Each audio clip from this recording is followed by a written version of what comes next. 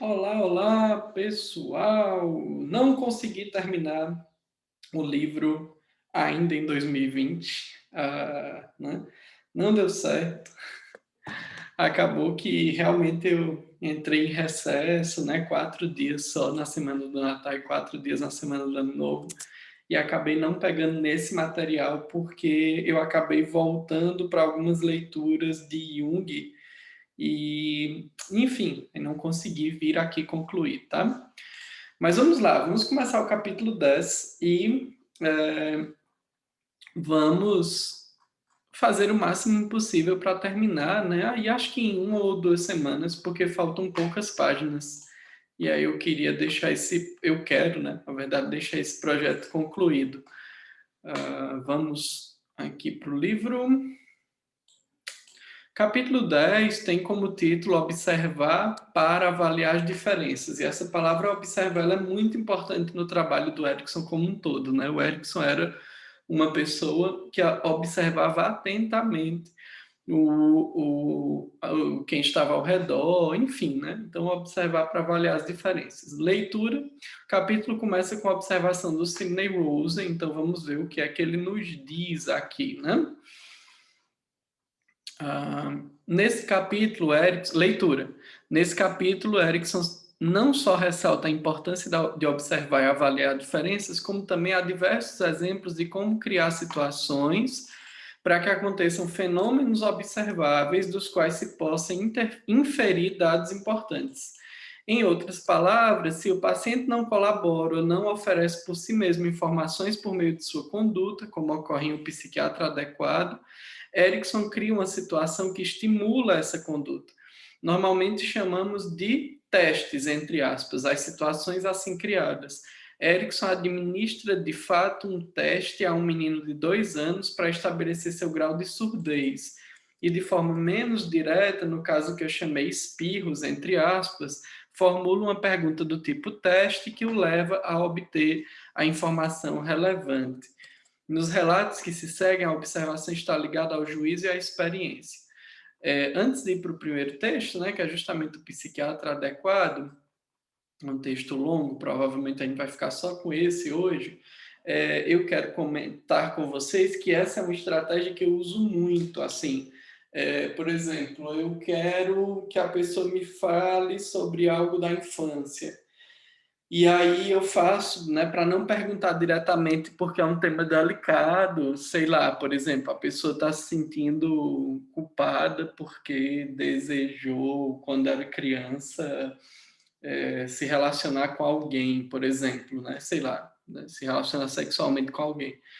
E aí o que eu faço, né? Eu posso dizer, para não perguntar diretamente isso, porque isso é só uma hipótese que me veio na cabeça como terapeuta, eu posso dizer a ele ou a ela que quando criança nós temos fantasias e eu posso dizer a ele que certa vez eu ouvi de um paciente ou uma amiga minha quando era criança, e aí eu conto uma experiência, muitas vezes uma experiência hilária, que a gente ri juntos, e aí de repente a pessoa diz assim: ah, né, falando nisso, eu tive uma experiência semelhante assim, assim, assado. Né? Então é o que o Rosen colocou aí, né? Que o Erickson cria uma situação que estimula seja uma conduta ou seja até mesmo uma informação vir à tona. Né? Então, é uma forma de estimular que a pessoa fale sobre uma situação, por exemplo. Vamos para o texto. O título é Leitura, o psiquiatra adequado. Quando escutarem as pessoas falando, prestem atenção a todas as possibilidades. Pensem de forma ampla e sem limitações. Não tratem simplesmente de aplicar a qualquer paciente o que disse Carl Rogers na página 4, linha 3. Pensem de forma ampla. Uma vez uma bela jovem veio ao consultório, sentou-se, tirou uma penugem da manga e disse: sei que não marquei uma consulta com você, Dr. Erickson, mas estive em Baltimore e lá fui ver todos os seus colegas. Estive em Nova York e fui ver ali todos os seus colegas. E também estive em Boston e Detroit e nenhum deles era o psiquiatra adequado para mim. Por isso vi a Fênix. para ver se você é o psiquiatra adequado para mim. Isso não levará muito tempo, respondi. Anotei seu nome, idade, endereço, número de telefone, fiz uma e outra pergunta e disse-lhe: Senhora, eu sou o psiquiatra adequado para você. Você não está sendo um pouco convencido ao dizer isto, Dr. Erickson? Não, repliquei. Não faço mais do que enunciar um fato. Eu sou o psiquiatra adequado para você. Isto soa terrivelmente convencido, insistiu ela. Não é questão de convencimento, é uma questão de fato. E se você quiser que o prove, posso fazê-lo, formulando a você uma pergunta muito simples. Ora, pense antes de resolver, porque eu não acredito que você queira que eu faça essa pergunta. Ela respondeu: Não, mas vá em frente, faça-me a pergunta. Então perguntei-lhe: Quanto tempo faz que você usa roupas de mulher? Como percebeu? Perguntou ele. Sem dúvida, eu era o psiquiatra adequado para ele. Como soube, pela forma como removeu a penugem da manga, eu, como homem, nunca faço rodeios. Não tenho nada que rodear, mas as mulheres sim. Ele sacudiu a penugem de forma direta, sem dar nenhum rodeio com o braço. Só um homem age assim. As meninas aprendem de outra maneira, ainda antes que lhes cresçam os peitos. Observando minhas filhas, notei que isto acontecia quando tinha mais ou menos 10 anos. Por exemplo, quando Betty Alice estava perto dos 10 anos e tinha que pegar algo da biblioteca ou em cima do rádio, levantava o braço deste modo e mostra, como se um seio proeminente a impedisse de alçá-lo de forma direta. Eu disse à senhora Erickson, sim, né? No caso, eu disse à senhora Erickson: olhe os peitos da Betty Erickson quando ela estiver tomando banho. Minha esposa saiu do banheiro e disse: há um pequeno aumento nos seus mamilos. Uma menina moleca corre como um menino, joga bola como os meninos. Repentinamente, um dia começa a correr como as meninas e a jogar bola como as meninas. Antes corria como um menino porque a forma e o tamanho de sua pelvis eram iguais à de um menino, mas um dia aumenta 1 milímetro em relação ao que é normal no menino, e a partir deste dia é uma menina correndo. Observação minha, que fique bem claro que Erickson está falando aí de correr como um menino, como algo fisiológico, né? E não algo social, tá? Então a gente não está dizendo aqui que existem atividades que sejam de homem ou de mulher. Ou se ele estiver dizendo isso, eu discordo disso, tá? Eu acho que a minha leitura do que Erickson está falando é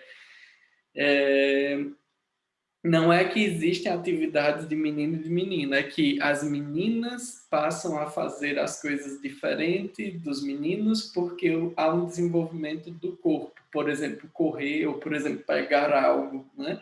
E aí, como é um desenvolvimento do seio, nesse caso, aí fica dolorido, tem que ter um cuidado, né? Você desenvolve um comportamento protetivo e tal, tá?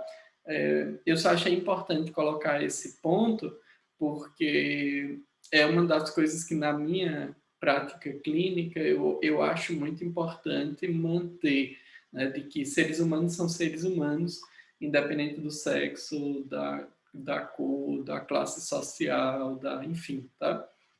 Mas ok, vamos voltar para o texto. Os homens atravessam uma fase no qual passam o tempo todo olhando-se no espelho. Tem bons motivos para isso. Sentem que a pele do rosto fica mais grossa, na verdade, o suficiente para que lhe cresçam os bigodes. A pele tem que engrossar para que saiam os bigodes. E a pele mais grossa é sentida de outra maneira. O menino nota que seu rosto está diferente. Que diabos está lhe passando? E suas irmãs o chamam de vaidoso, porque fica se olhando o dia inteiro no espelho. Então, basicamente, por que é que o Erickson achava que ele era... Por que é que o Erickson chegou à conclusão que ele era o psiquiatra ideal? Porque o Erickson percebe que os colegas dele, psiquiatras, não tinham tratado esta mulher, né, como ela tinha nascido, né? Então eles não tinham observado que ela tinha nascido como homem. Não é que o Erickson teve que desrespeitar ou ter um preconceito com ele, não, tá? Mas identificar isso foi um passo importante para o acompanhamento, provavelmente, porque eu não sei como esse caso se desenvolveu. mas era uma informação relevante que aquela mulher, né, que havia nascido como homem, ela achava que se um psiquiatra, provavelmente ela achava que se um psiquiatra não tinha a capacidade de perceber isso, não seria o psiquiatra certo para ela. Como Erickson foi capaz de observar, e note que é bem possível que não fosse fácil perceber, né? Talvez ela realmente tivesse avançado muito já na transição e não sei, talvez usasse seios que não tivessem sido frutos de cirurgia, né? Por isso que tinha esse manejo dos braços, né? Da plumagem ali, esse manejo dos braços como se fosse homem, né? Então, é uma informação importante para o processo terapêutico, tá? Vamos ler mais um texto que... Sim, aí o Erickson dá esse exemplo, esse conto terapêutico, para dizer que... Esse conto didático, né? Para dizer assim, fique bem atento, porque há informações que estão guardadas ou no comportamento da pessoa, ou na forma com que a pessoa se veste, ou na forma com que a pessoa fala, e principalmente naquilo que não é dito. Né? Daí uma influência na minha leitura da psicanálise, na hipnose ericksoniana também, tá? Mas vamos voltar para o texto. Vamos ler mais um texto, tá? Título: Como examinar um menino de 2 anos. Fui examinar as crianças do orfanato público para verificar quem tinha problemas de visão, de audição ou dificuldade de aprendizagem. Como examinar a audição de um menino de 1 ou 2 anos? Como fazer para examinar um menino de 2 anos totalmente surdo? De que maneira é possível descobrir o que acontece? Deve-se ter em mente que para o menino estas pessoas são estranhas, nunca nos viu antes.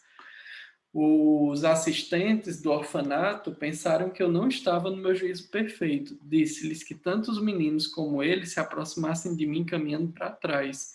Tinha ao meu lado, junto à escrivaninha, um peso pesado de papéis de metal. Atirei-o ao chão e o assistente olhou imediatamente ao seu redor, enquanto o menino surdo olhou para o chão, sentiu algum tremor no piso.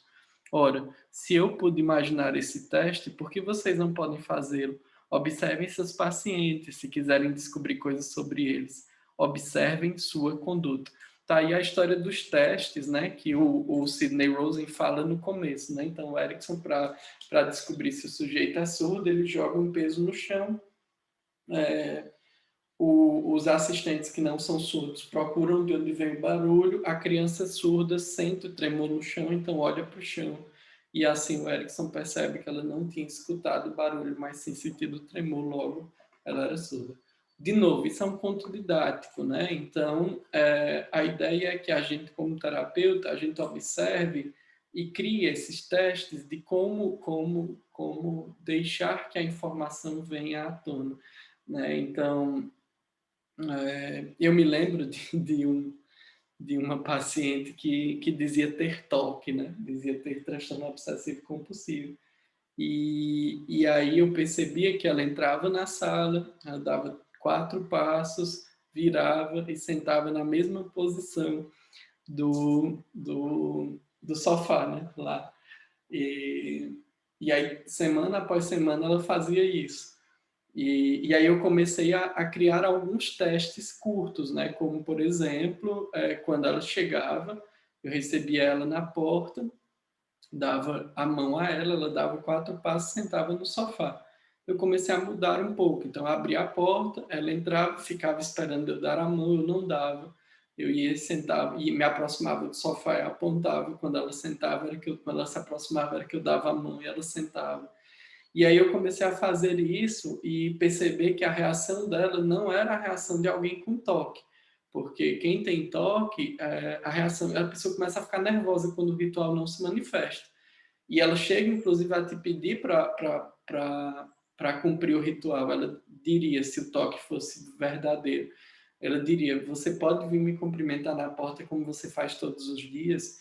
E aí eu percebi que quando eu desviava a atenção dela, ela não cumpria o ritual. Até que chegou o ponto de eu mudar o sofá de lugar e ela só reparar ao final da sessão, dizer assim, tem alguma coisa estranha hoje. E perceber que... E aí eu disse que tinha mudado os móveis de lugar. E aí foi a sessão auge, né, onde ela disse, tal, onde ela mesma percebeu, talvez eu não tenha toque, né? É, então, o que eu fiz foi uma espécie de teste para que ela mesma percebesse que ela não tinha toque, que ela sim tinha alguns rituais. Esses rituais poderiam ser desfeitos, entre aspas, porque eles estavam ali não para a manutenção do transtorno obsessivo compulsivo, mas por outros motivos que a gente chegou à conclusão no acompanhamento terapêutico, porque essa pessoa ficou um bom tempo comigo em consultório. Tá bom? Então é isso. Forte abraço para você. Chegamos à página de número 100, faltam 39 páginas. Espero aí em breve poder concluir esse projeto contigo. Valeu, até a próxima.